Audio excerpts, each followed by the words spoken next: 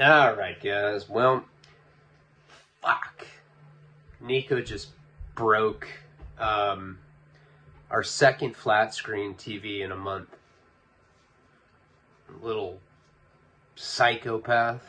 The first one he threw a toy at, and that was like a really expensive one. Like, well, funny thing about that TV is when I was with my ex-wife.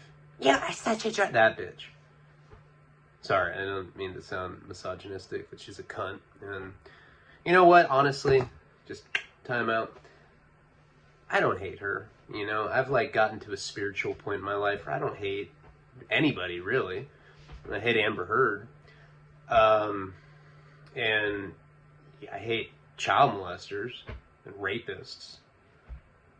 Who else? There's somebody else. Various prison guards. But see, I'm at the point where, like, I have respect for law enforcement, man. They got a fucked up job. You know, I've really, like, honestly, I've grown quite a bit. But anyway, when I was with my ex-wife, I was working for that guy. Remember that guy, Asher? Oh, Leone. I make you superstar. That guy is like some Israeli. They're all Israeli. Is that how you say that? Israelian? Whatever. I never say that right, but you know what I'm trying to say. All those guys are literally like from Israel. And, you know, and they all run like telemarketing or like solar companies down in LA. And that's like always been one of my best skills is telemarketing and face-to-face sales. I was always like really good at that. So I'd be like, suck your cock. And they're like, oh my God. Oh, well, my cock sucks, you know, and then whatever. I never said that, but I don't know. I mean, I was good at sales. I don't have a lot of like traditional work skills, but that one in particular, sales, I was pretty good at. But anyway, I was working for him, and remember I was a manager, and there was a Coke dealer that worked for me, and he'd give me like ounces of blow to just sign his paychecks or his hours so that like for his parole or whatever it was. And during that time I relapsed on heroin bad, and she didn't know because I was smoking crack at work. I was smoking crack, I was snorting Coke in the bathroom, I was shooting it, just, you know, just yayed out of my mind. But then I'd go home and she'd do it with me. But like she was like, oh, you only do Coke like when you're off work? I was like, yeah. I'm like, I lost like 40 pounds in like 7 days, you know? But of course, when I do cocaine, I have to like counterbalance it with heroin, or I have to counteract the effects that they're just so heinous. And so I was getting paid back then. I was still getting paychecks. I hadn't become a salesman. So every 2 weeks I get a check, and they were like, I was getting 1,000 a week. So I get 2,000 every 2 weeks. And we were living in a spot in North Hollywood. It was $1,300 a month. And I just started going hard. Heroin every day. I was hanging out with Riggy Mars a lot, and I was doing a lot of GHB and heroin and crack. Like, horrible combination of drugs. And I remember, like, she didn't know that I was doing that. And rent, like, I always paid rent. I was never responsible, but like somehow I'm one of those guys where like I'm not responsible, but like somehow I always come through like when I'm supposed to at like for shit like that. I don't know how I do it, but I do somehow. Resourceful a little bit. And I remember this particular time, I didn't realize like how bad I'd gotten on drugs. Gotten horrible. I looked like Walking Dead, you know, just out of control. Farting sawdust and like making weird contortions with my face, and rent comes up and I don't have any money. And she's like, "Did you pay rent?" And I was like, no, you know. And remember the one time where like I went to a casino and I put like half of the money I had down on a blackjack hand? This was not that time, but this particular time I had an X5 Beamer at the time. I got it for like, I think 15 grand. I think it was like 10 G's, but like, you know, with like the tax and license, I don't remember what it was. I think it was like 10 or 15, somewhere in there. It was after the Malibu. after we kept getting like guns drawn on us, me and my ex-fiance, because they thought she was Jenny. Remember that whole thing? And so we had to sell it. But anyway, point is I had this X5. It was like the only asset I had. And I went to one of those check cashing places, and they're like, yeah, just, you know, we'll give you a loan based on your car title, and, you know, we'll give you a loan for like $3,000, and you owe us like $14,000 in like a month, or then it's double. I was like, sounds phenomenal. And I like signed it, and then and I remember they just gave me cash. I felt like a prostitute or something. They're like paying me in 20s, and they're, you know, I was like, phew. They're just like making it rain, and I'm like picking it up off the floor, looking back at them. No, that's an exaggeration and a fabrication. But anyway, so I go home after that, and I was able to pay rent. My rent was $1,300, so I had money left over, and it might have even been more than $3,000. I think it might have been $5,000. Yeah, because I remember I bought a mattress for like $1,500. And I bought this TV, and the TV was like, I don't remember what it was, but it was like super expensive. It was like nowadays you can get like a pretty decent flash screen for like $300 or $400. Back then it was like, you know, $1,700 or whatever it was. I don't remember how much it was, but I blew like and I was strung out, but I just had all this. I was like, fuck it, I need this TV, and then I got it, and then I was like dope sick the next day. I was like, fuck. And so so I've had that TV for years, and like a month ago, Nico just chucked like a plastic fire truck at it.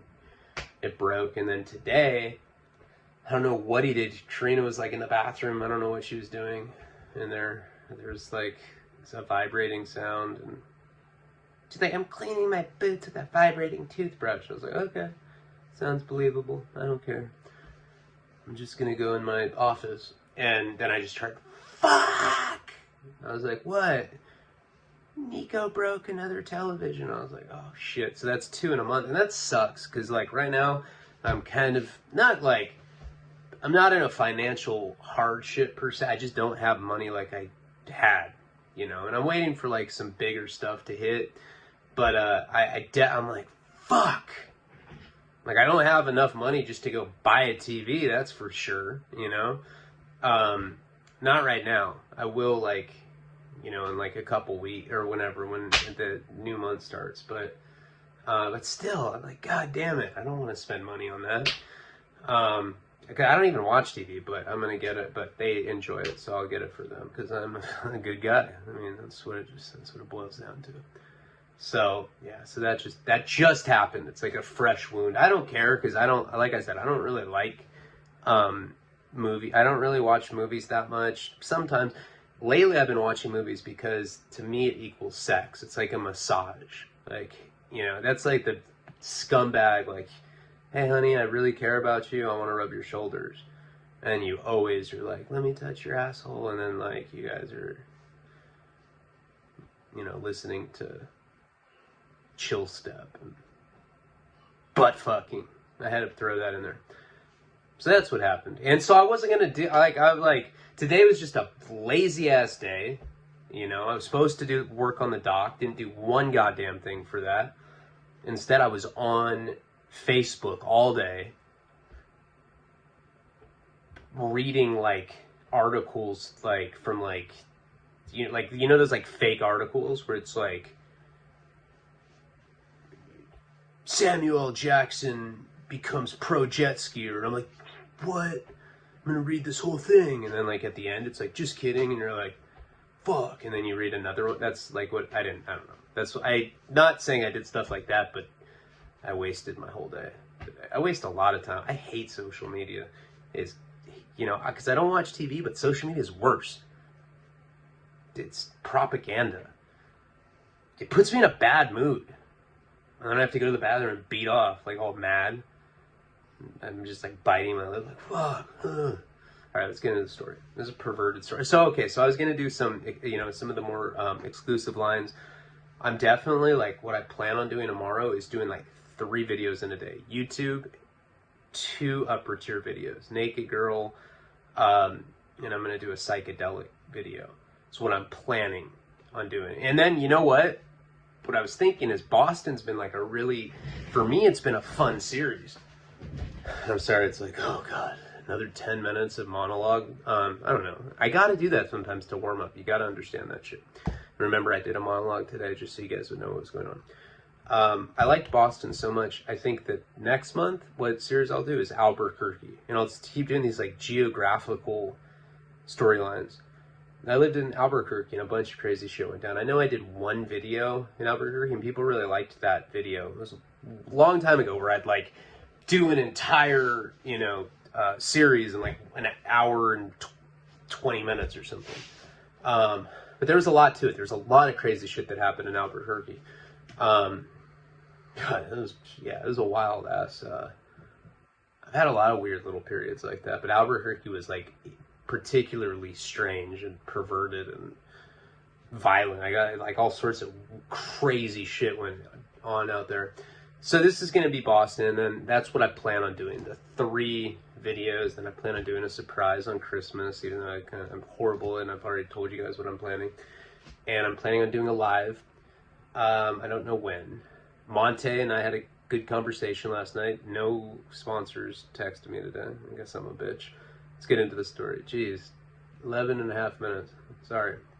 So where we had left off last time, we got bailed out of jail. And I was thinking about it. I'm like, okay, was it a cash bond or was it where they paid a percentage? It was $10,000. I remember that, which is relatively low.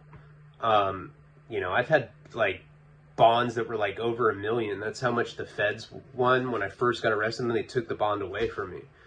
Or like on my second bail thing, and I was like, I told my parents, like, you gotta move on this, and I never got out. I got out like 5 years later. I had abs. What up?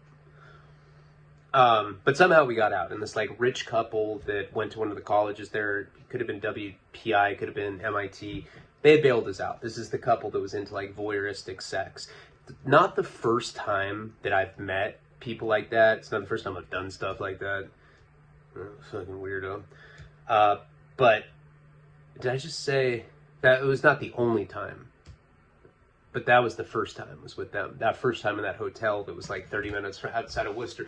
So the second time, right after they bailed us out, like somehow Kate had the girl's number, and she talked to, she's like, I'm gonna go trip and I thought, get us. We're gonna have to have sex in front of them. I was like, fuck. And like, I didn't want to do that, I was already having like a bad time, but then they went and got us well. So we end up going to their house, we take a shower, we come out, and there's this guy named Bert. Big old like imagine like Danny DeVito if he was tall.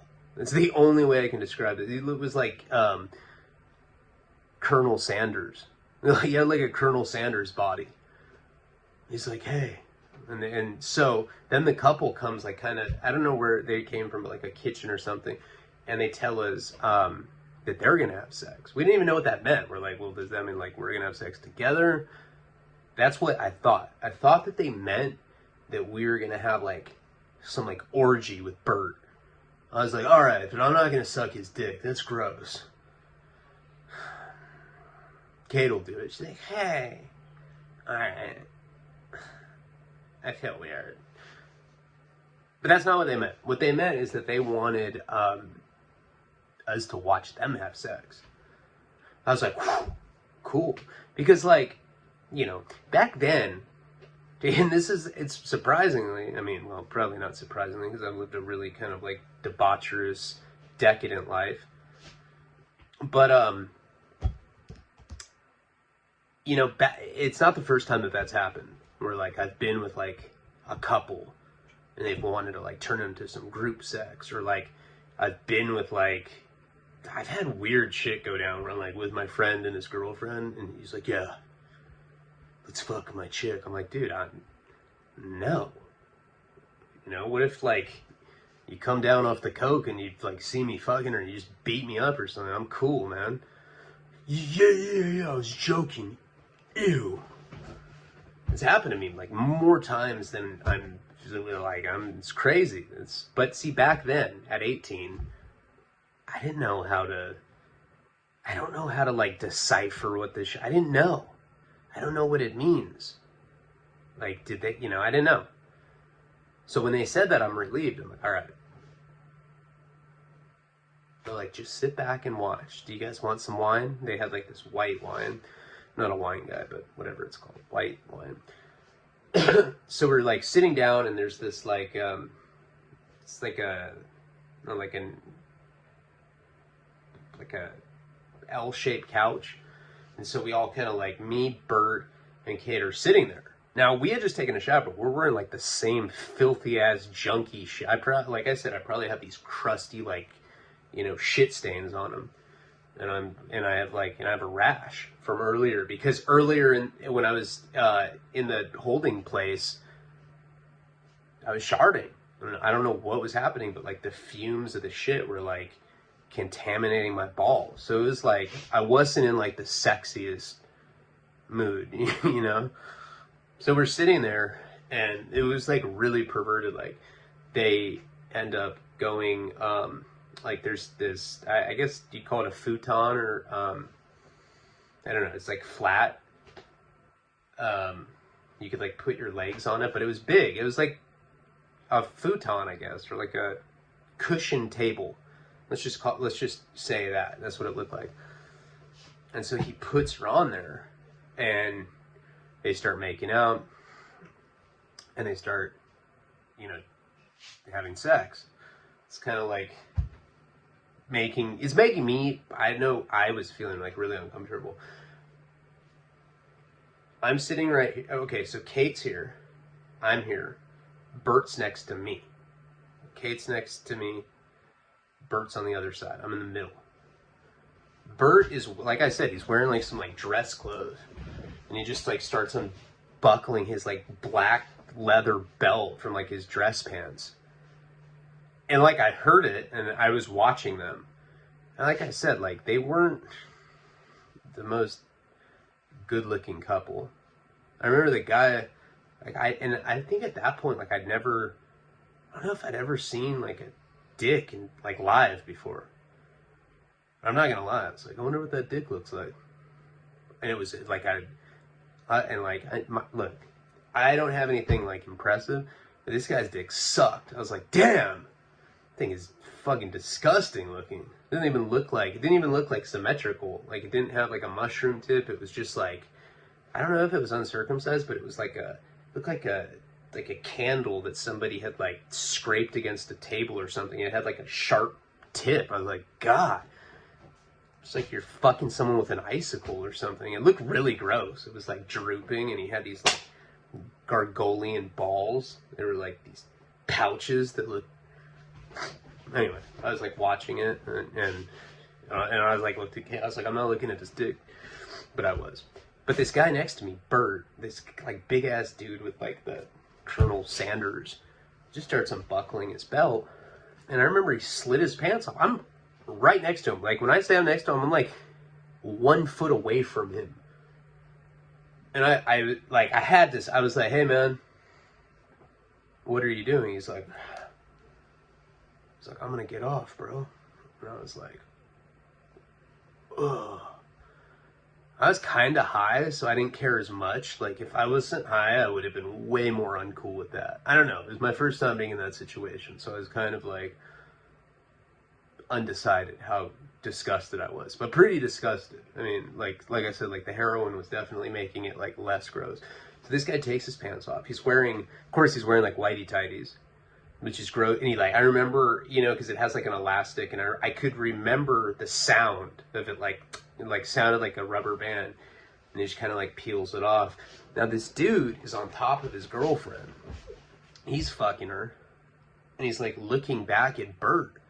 They're like making eye contact. It was so foul, and I look at Kate, and she's just drinking. She looks like some middle-aged woman that's all concerned. She's just like, and I can like hear it gulping down. I'm like, jeez, this situation sucks. Drugs suck. Like 18, I couldn't believe that I was in like some weird townhouse in Massachusetts, and there's like some like Colonel Sanders looking guy beating off to this young couple. It was fucking weird. So Like, they had sex for a while, and I could hear it. Like, you know, the no lube, no lotion, just going hard. I'm like, God damn, bro, you're not in county. Like, you don't even have Vaseline or anything, you creep.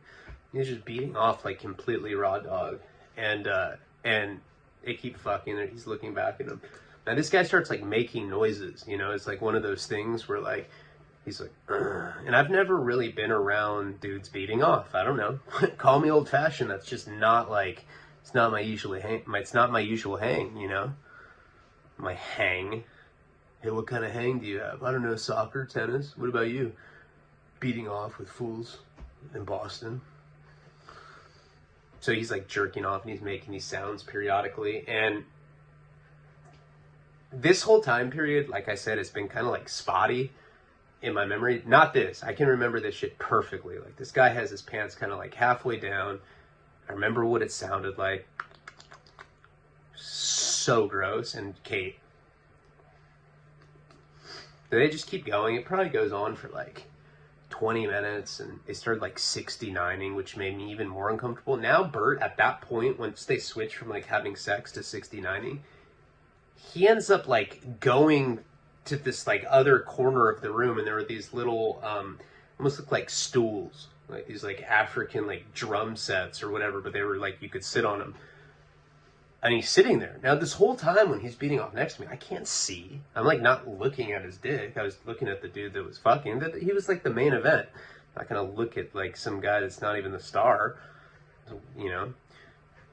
But now that he's on the other side of the room, so like we're still in the same place that we were in the beginning. She's still drinking, I'm still drinking. Now this guy, once they started 69, he's on the other side of the room, and he just is like beating off. Now I can't really see, like I can't see his dick, but like obviously I can see what he's doing. And I remember just being like completely just like, I don't know, it was like the sight of seeing the couple, they're 69, which is like, think about that. Like, there have been times in my life where I'd walked in on people having sex at like high school cake parties, stuff like that. That's like whatever. Dude, I've never been around anyone 69ing. It was so like, I felt violated. I really did. And seeing this like older dude beat off, it was just really disgusting. And now, since this guy's not sitting next to me, I could talk to her without, you know, them hearing. And I was like, hey, dude, let's go. Like, I can't do it. I can't, this is fucking gross. And she's like, what do you mean? Do you think we're gonna have to have sex with Bert? I was like, I don't know. I don't care. I'm whispering this. I'm like, let's go. I don't want to be here. She's like, okay. She's all like super concerned. And we just got up and we start walking away. That's, you know, and you hear the guy from the couple, he's like, hey, what are you guys doing? And we just got to the front door. I opened it and we went out. We just left. I just couldn't be around. It was like, it was disturbing. Honestly, honest to God, like that was at that point at 18, I'd seen a guy slit his wrist when I was at that place in Utah. You know, I'd seen when that girl like cut the fat, like the piece of fat out of her arm when I was at that spot in Utah. I'd seen some like, but that I'd never been in a situation that was like perverted like that. And I remember we left and it was just like, we're out in the cold. Like it was like freezing, like the kind of thing where like you walk out and it like takes your breath away type cold. And they didn't like chase after it or anything. I mean, the couple was naked at this point, and Bert probably was like still like, he was so big and, you know, King Kong-ish. He probably still like hadn't gotten like his like tighty whities back up around his big ass waist. And we got away, you know, it was like, I remember it was freezing cold that night. We just, as soon as we got out of that house, we kind of like bolted down the street and we got away from there. Kate's like, oh, did we just get molested? I was like, no, they didn't touch us, but, I mean, we're like adults, we can't get molested. She's like, oh, okay. That made me feel really uncomfortable. I was like, yeah, me too. The fuck? You know, if like, But of course, like, and I'm painting this as like I'm some sane guy. Of course, I'm like I'm like, I saw you looking at Bert's cock. She's like, oh my God, I would never. I'm like, you're a slut. I'm like fighting with her because that's how I was. I'd make a fight out of anything back then. I don't remember specifically if that's what happened after we left because it was, but I'm sure, like, just knowing how I was, that it was something to that effect. So we end up leaving, and like we get to, I don't even know what it is, but like a diner or something, and there's like a, it's not open, but there's a payphone outside. And I ended up calling my dad, collect 1-800-CALL-ATT is what you called back then. I think in Big Daddy, he does, it's your baby boy. And I'd always do that with my dad. But like in this particular situation, I was just like, Ryan, my dad picked up. He's like, are you in jail again? Yeah, it was probably the middle of the night. It was probably like, I don't know. Who knows I don't even remember what time it was. But he thought I was in jail because I was calling collect. And I said, no. And I tried to explain to him what happened. I was like, Dad, like, we got bailed out by these, like, rich people. And they were trying to, like make us have sex in front of... My dad's like, Ryan, do you expect me to believe that? I was like, why would I make that? Of all fucking things that I could make up, Dad, do you think I'd make up something like that? It's out of control. He's like, yeah, that's a good point. I was like, look, man, I wasn't lying to you before. Like, we have nowhere to go. We're sleeping in the back of cars. Please. Like, the reason I went to jail is I'm appreciative that you're getting me an apartment. I really, really am.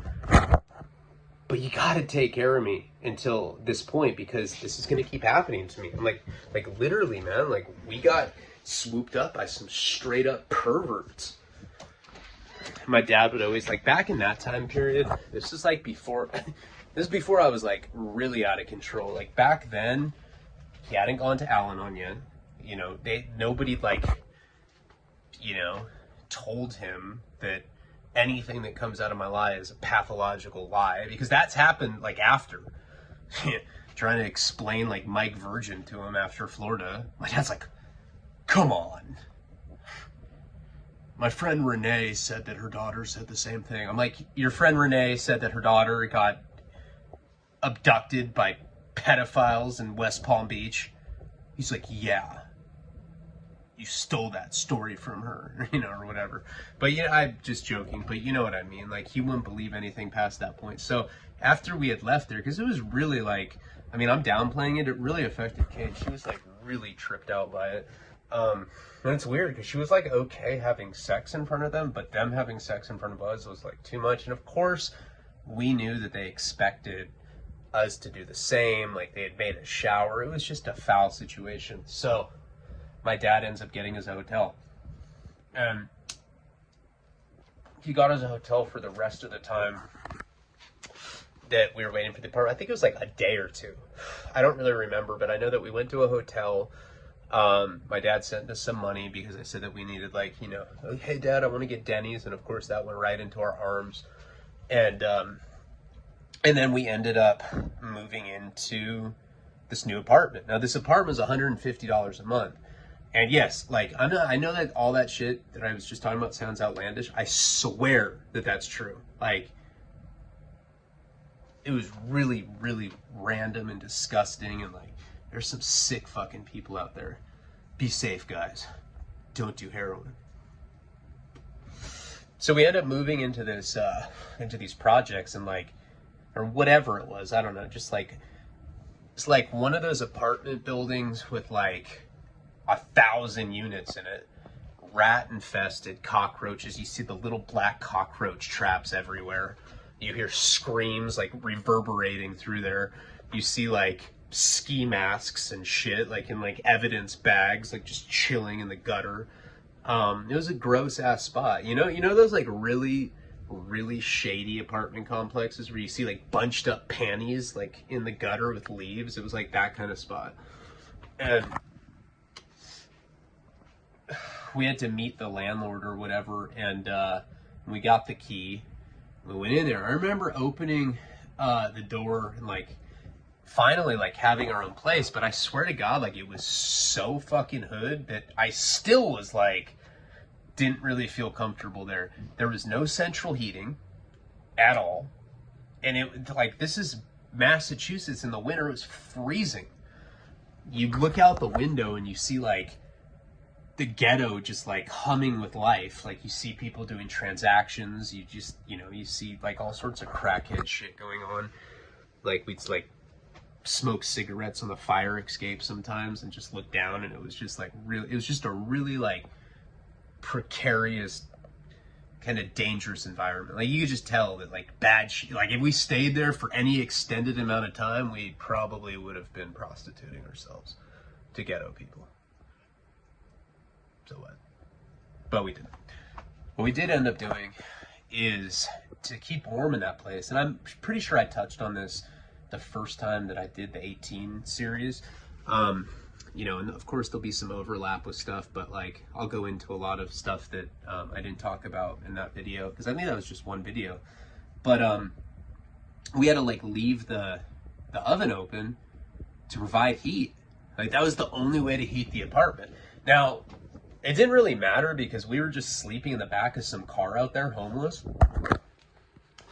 You know, and we stayed in a hotel for like a day or two, and then the whole thing had happened before with those people, and we had just gotten bailed out. It's like we had no idea what was going to go on with that. We had like had to go to court. We were just, it sucked. It was just, our lives sucked. And I don't know, I think maybe she got her parents to send some money, but like somehow right after we moved in there, we got a mattress. I think we may have gotten it from that guy Josh that had the pickup truck. I'm pretty sure he brought us over a mattress. So we had a mattress with one blanket, and we would keep the oven open all night, and it would just like barely like provide warmth. And somehow we bought a TV, or maybe someone had given us one, but like somehow we had a TV. It was one of those old TVs with like a VHS player attached to it. And the only movie we had was Don't Tell Mom the Babysitter's Dead. And then we got an aquarium with two frogs. One of them's name was Callie and one of them's name was Jade. That's it. That's all we had. And we had like cigarettes. We were strung out on heroin. So we'd be in this little shitty ass apartment, freezing, smoking cigarettes. It smelled like we had no food at all. I don't even remember like what we ate to survive. We weren't there that long, but I remember having a CD player, and I was listening to Dark Side of the Moon and Red Hot Chili Peppers' Blood, Sex, Sugar, Magic. Those were the two albums that I had. I had that Don't Tell Mom the Babysitter's Dead. I had the Frogs, and Kate and I would just like shoot heroin and bone. And we'd be like, this is the best, you know? But it was horrible. We were I remember being really depressed. I was 18, but like already I was like, God, my life sucks. We just didn't like it there. You know, it was scary too. Like, I remember one night, like a few nights after we moved in there, it was the middle of the night. We were passed out, and you just hear this like rattling on the, like, da, da, da, da, da, da, da, like somebody was like pounding on the front door. And we like woke up and we're like looking at it. And we just see the front door like shaking. Like somebody was like kicking it. I was like, hello? And then it just stopped suddenly. She's like, shh. I was like, what? She's like, don't say anything and it might go away. I was like, what do you mean it? It? What does that mean? She thought it was like some like paranormal activity thing happening or something. I don't know what she meant by that, but that was like that. So that happened. It's like just weird stuff happening like that all the time. And my drug dealer lived in that building. So like at that point, her parents were giving us money for some reason, or maybe like she was like hustling like a aunt. I don't remember what the situation was, but we had money, but it was like barely any. Like once in a while we'd come up on some food. And it was just a very bad little time period in there. I mean, I just imagine the apartment was $150 a month. Like that should tell you all you need to know about it.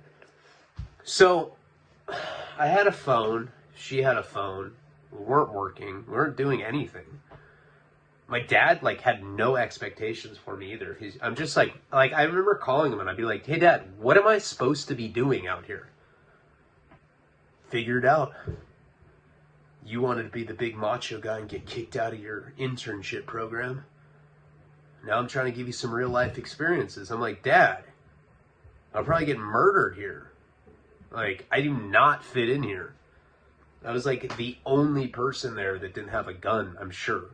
And we'd hear gunshots. I mean, in LA, you hear gunshots all the time. But like this place, I'm just trying to like convey was like a really bad environment.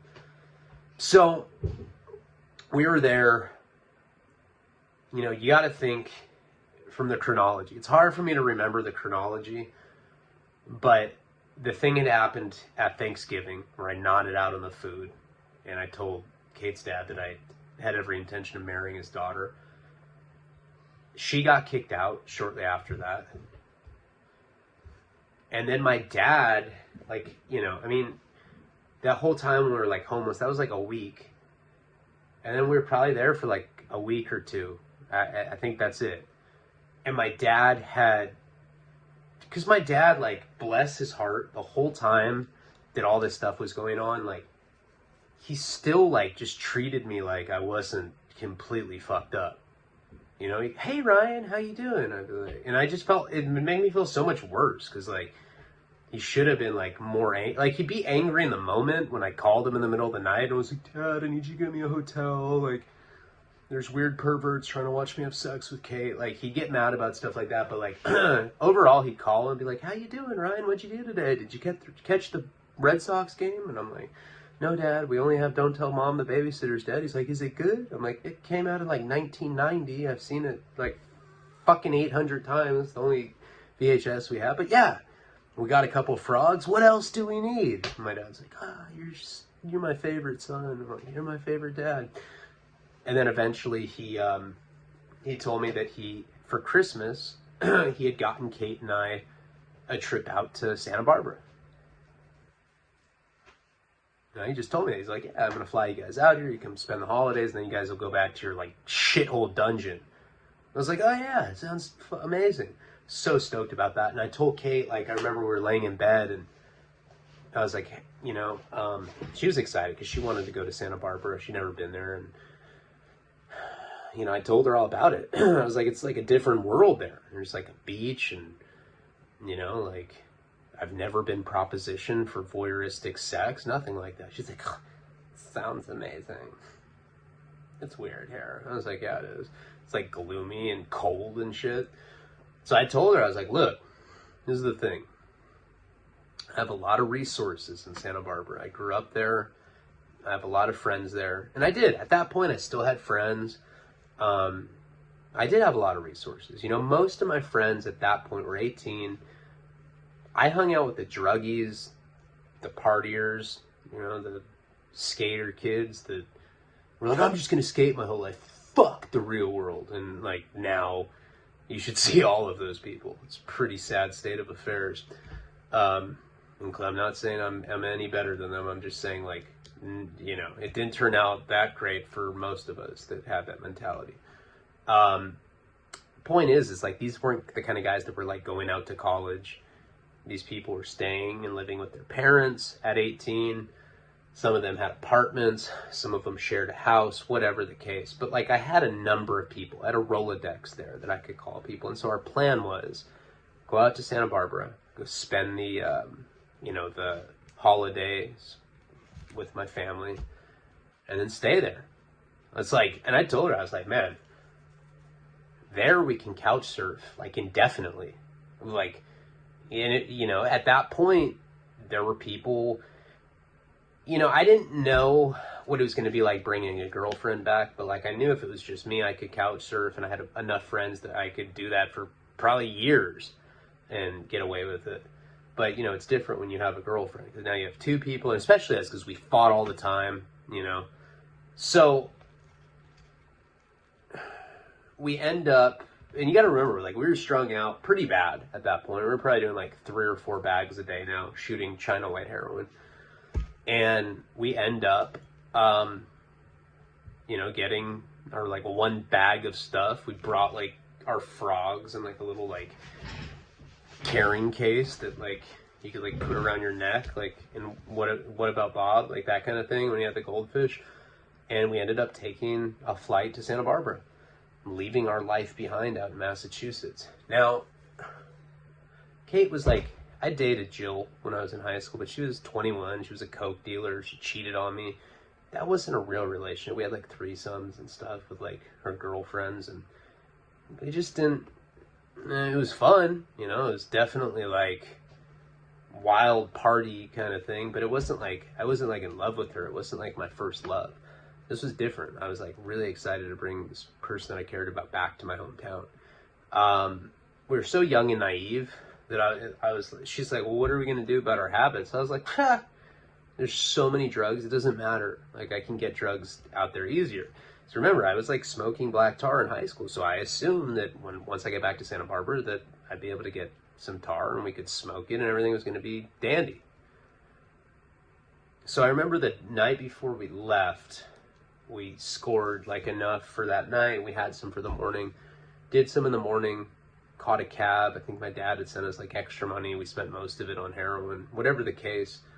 We ended up getting on the plane, and we didn't bring needles with us or anything. We did like our last shot right before we left to go. And we get on the airplane, and, you know, we're like sitting together, obviously. And at a certain point, I'm like, hey, Kate. She's like, yeah. I was like, well, we're on an airplane together. Maybe we should join the Mile High Club. She's like, do you mean sex? I was like, yeah.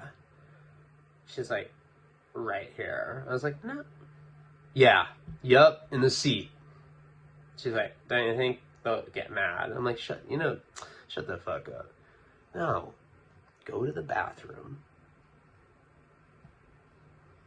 And I'll come like 5-10 minutes later, bend you over the counter. Mile High Club. It'll be awesome. I was 18. She's like, okay. She was like all excited. She was like wearing a skirt and shit. So she ended up going in the bathroom, and I don't know, I waited whatever it was, 5 minutes. And I end up knocking on the door.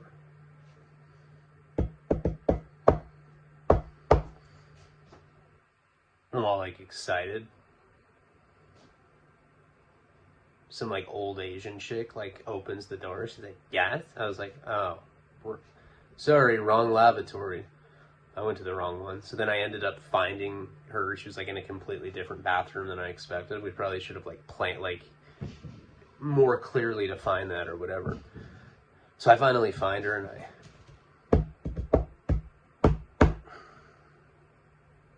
and she opens it. She's like, yeah. I was like, can I come in? She's like, and like grabs me, and she's wearing red lipstick. She starts like kissing me. It was like some really like Red Shoe Diary type shit. I was like, you know, I thought I was like some stud. You know, I wasn't snow, like I didn't have like icicle pus like spewing out of my face. And so, you know, it's hard. I don't know, for any of you that have done that, it's very, very difficult to like get in the right position. But we started doing it, and she's kind of like has her palms like against the door, and I'm thrusting. And I have a little dick, so I have to like really, you know, it's the motion of the ocean. And I'm doing my thing, and because of like how her hand's positioned, it's like making noise, like it's like making a certain noise on the door. And I don't know, we're going, you know, I'm on heroin, so it takes a lot longer to come, whatever. And all of a sudden, there's a knock on the door, and we just stop, scared, you know? Are you all right in there, ma'am? It's like, yeah. But there's only one of you in there, right? It's like, oh my God. Do you think they know we're having sex? I'm like, shut the fuck up. I mean, probably now that you said that. Like, ma'am, you're alone in there, right? Are you okay? She's like, I'm just in here with my boyfriend. I'm like, dude, are you fucking serious? And she's like, well, that's not permitted. Open the door now. I'm we're like drenched in sweat, right? And we don't look, we're not like some sexy couple. We're like straight up, like, this is me. I like open the door. I'm wearing like some plaid shirt that smells like, it's like body odor that smells like chronic or something. I just stink like that guy, all greasy and zits. Flight attendant's like, she's looking at me. It's like the kind of thing where she has her, like, you know, fists on her waist.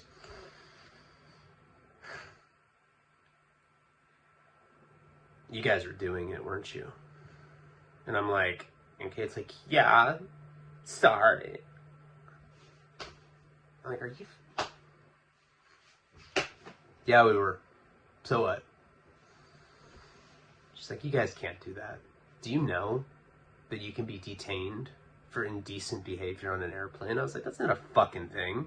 I'm like getting an attitude because back then I was still oppositional defiant. I was still like a teenager that hated authority. So I started like talking shit, you know, like your boobs are ugly. I don't, whatever I was saying, you know, but I would say some rude punk ass shit when I was a kid. So anyway, you know, she gives us this little lecture and she's like trying to scare us. And she's like, well, I'm going to talk to the captain and I can't promise anything, but you kids can be in a lot of trouble. I was like, okay. We like go back. I remember going back to the seat. Like everybody in the plane like knew. It spread like wildfire. Junkies are fucking in the bathroom. Everybody was like looking at us, and I felt like I was in a parade. I was like waving at them. I was like, hey. We got back in our seat, and I remember just like putting my headphones in, and I just kind of like listened to Red Hot Chili Peppers. And we end up getting, you know, hours go by, whatever. We didn't end up getting in any trouble for that, but it's kind of funny because we straight up got caught. So we end up landing in Santa Barbara, and the plan was my friend Max, who we've talked about before. Was one of my closer friends, and he was financing my documentary in the way beginning, years ago. I haven't talked to him in a long, long time. He was like one of my best friends back then, and he was dating this girl named Jocelyn, and she was my friend. I know that sounds really sketchy. She was my friend. She was just like a party girl that was always like dating my guy friends, so we never hooked up or anything. And we weren't into each other like that, but it was the kind of thing where we were like such little party kids that like, it'd be the kind of thing where if we ever did do anything, which we didn't, well, we made out one time. Yeah. So like, we were like getting Jack in the Box, and she's like, let's make out. And, like we both like had cheeseburgers and shit in our mouth, and we made out. We never had sex or anything. But it was the kind of thing where like, that could have gone down easily because we were just like partying. You know, it's like, I don't know. I'm surprised it never did. But anyway, whatever. We're friends, and we have been for a long time. It's been platonic. But when I was out there, he had called me. And we stayed in touch. This is like one of my closest friends from high school. And he's like, hey, bro, I really like Jocelyn. I was like, oh, yeah? That's cool. He's like, do you think I could have sex with her? I was like, yeah, dude, she'll have sex with anyone. He's like, what's that supposed to mean? I'm like, oh, no, yeah, probably. Yeah, man, probably. And then she would call me, and she'd be like, I think I'm into Max. I think I like him. What should I do? And then I like would call him back. I'd be like, dude, this is ridiculous. You guys both like each other. Why don't you... Like, I told him, I'm like, she's calling me and telling me the same thing. Like, why don't you guys just hang out? And this is kind of like really weird. It was, you know, so they ended up, you know, whatever. They got together and they started dating. And they ended up dating for like 7 years, and all sorts of crazy shit happened between them, which we can cover like in great detail over this series, because some really weird ass shit happened with them. Stuff that I've definitely never told you guys about. It sucks that I'm using their real names, because I don't know. Wouldn't surprise me if Max is on Patreon. And if you are, man, I love you. You know that. I'm a bitch. I'm not ready to forgive yet. And I don't know. I know he wants to, but I need more time. It's this whole thing. But anyway, they dated for like 7 years. So they always considered me the matchmaker. In like, you know, they were like really grateful. These people, they really loved each other. And I love both of them. They're both really, really cool people. Even though Max and I aren't talking. But back then we were all very close. So the plan was, so they were dating now, and they're both like two of my best friends. And it was kind of cool that they were together now because, like I said, I mean, she was like a really close female friend of mine, and I never boned her or anything. And Max was one of my best guy friends at the time. So we had planned like before we left that they were going to pick us up from the airport, you know? And so we landed, and I remember like as we were landing, Kate was like, do you think we're going to get busted for fucking? And I was like, I doubt it. I don't think that's a charge. Indecent behavior on an airplane. It sounds like a fucking porno or something, you know? It doesn't sound like a real charge. So they pick us up, and at the time he had like I think he had like a Ford Explorer, maybe a Denali or something. I don't know. I think at that time he had a Ford Explorer. Later he got the Denali. He's the guy that she took the bloody tampon out and put it in his ashtray. That's wasting talent. This is the real person that happened with, because that actually happened. So they pick us up in this SUV, whatever it was, and right from the get-go. So like, imagine we're in like this shitty, gloomy Worcester, Massachusetts. It's horrible. You know, we're like, our people are like pounding on our door in the middle of the night. You know, we're like having to like pretty much like have sex in front of weird rich college kids for money. Not even for money. I don't even, you know, some money. And we get to Santa Barbara. It's palm trees. It's glitz and glamour. They have cocaine. Just like right when we land, they're like, "It's so good to see you. Oh my God." Jocelyn's like kissing my cheek, and Max was like, "Hey, can you stop kissing him on the cheek?" She's like, "Ah, he's my friend. Fuck you." And we get in their car, and they like took a CD case out, just poured a bunch of blowout. And Kate was just like, "Oh my God, I love it here. This is so," you know, vacuum nosed it because she was like that. And we ended up going. They didn't tell us where we were going. Of course, we were supposed to have dinner with my parents that night. Thing is we're strung out, right? And it had been long enough now on the flight where like we're starting to feel, you know, runny nose, all that. We're starting to get sick, and I guess there was like so much adrenaline and you know, whatever from just getting there and just like feeling so good landing in Santa Barbara that we didn't feel that good. But I guess doing some of the coke kind of like distracted us a little bit. And I'm like, "Where are we going?" Because we were in the car driving, we're all talking, and we're telling him about how whack Massachusetts is. And he's like, "Well, it's a surprise." We end up getting to one of my friend's houses. I don't want to say who because it's from the Juvenile Delinquency series. So and we never finished that, so I don't want to give it away. But we get to one of my high school friends' houses, and there's a bunch of cars parked out front. I should have known that like that it was a party. And right when we got there, like right when we walked in this house, everybody just like like screamed. It was like a surprise party, but nobody said surprise. It was just like, I think they were supposed to, and I think everyone was all coked out. Probably thought that the Connect like came back or something. They'd like pretty much thrown me a surprise party. There were probably like 40 people there. I didn't see my friends for a long time. It was like really cool, and it like made me look like way, way, way cooler than I am, because that has never happened to me since. It was just a complete freak chain of events. And Kate was like, "Oh my God, this is Santa Barbara. I love this place." And, proceeded to do a bunch of blow, like I was asking people, I was like, "Hey, do you know where you can get some black tar heroin?" And people were like, "What the fuck?" Like a couple people had like painkillers and shit, so we're just like eating painkillers and like it's making us feel a little better. We're drinking, we're doing blow. By the time, we probably stayed there for a few hours. By the time we were done, they were like dropping us off at my parents' house, and we had taken painkillers and stuff. We're okay. We're like super dope sick. I don't know. We probably took some Percocets or whatever it was. This is like so long ago. But and we rolled up to my parents' house. My parents have a nice house. She was just like mesmerized by the whole experience of this, getting picked up, you know, at the airport. Santa Barbara has its own airport. It's all like Spanish tiles. It's just like some baller ass shit. It's like flying into Colombia or something. That's what it looks like. And I think she was just like blown away with it. And you also got to remember, like, in Worcester, at that program Dynamy that we were at, we were ostracized. Like, people turned their back on us at that place.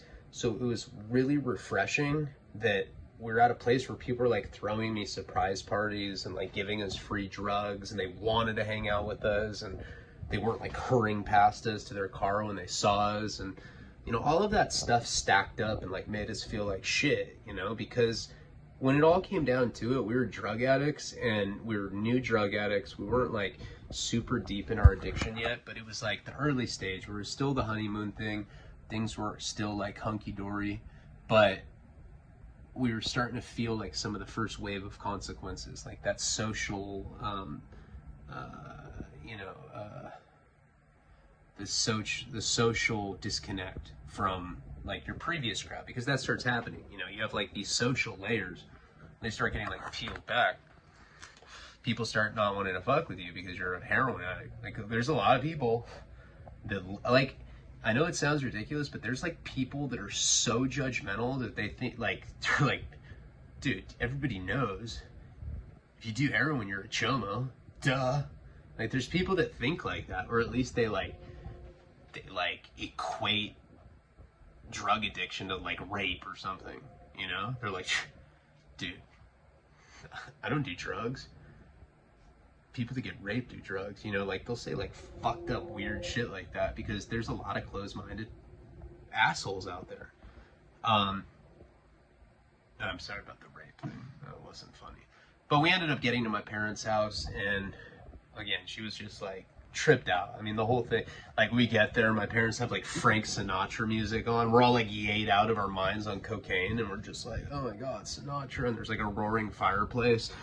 Like, my parents like didn't treat me like I was a fucking gremlin, you know? Like, at that point, they'd like give me alcohol. Like, nowadays, like, if someone like offers me a drink at like some sort of social family event, my dad will like dive across the room and be like, no, and like grab the drink. I'm like, what the fuck, Dad? I can handle it. I'm like 33. He's like, you've been to prison 3 times, you junkie. I'm like, all right. And so we had dinner with them, listened to Frank Sinatra. Kate's like, you know, petting the yellow lab, and we went inside of my room, and we had sex, and everything was amazing. And then the next morning we woke up completely drenched in sweat, dope sick, hating life. Like, it went from like luxury and eloquence to like train spotting instantly. Like, the next day we're like thrashing in the bed like it's an exorcism and shit. We're like, what am I gonna do? Because that's what happens. You like forget that like you need heroin or you're like gonna die like that. And so we woke up in that condition the next day, and we will get into the adventures that we had in Santa Barbara after that, and a lot of pretty interesting stuff happened. I mean, you know, the cliff notes of it, savings bonds, all that stuff. So much other stuff went down, like more, a lot more perverted stuff that I never talked about, but I'll talk about now. But yeah, I like this series, and tomorrow I'm going to try to do 3 videos in a day. That's very ambitious. Might not be able to, but I'll tell you, the first thing that I do will be a Patreon video. Second thing will be a YouTube, and if I have the energy, I'll do a second video for Patreon. It'll be higher tiers, but I'll upload photographs and other stuff like that tomorrow. I just have a day where I can do stuff like that. Might have to go get a new TV. Can't even afford one, but fucking, I'll do what I gotta do. Palabra.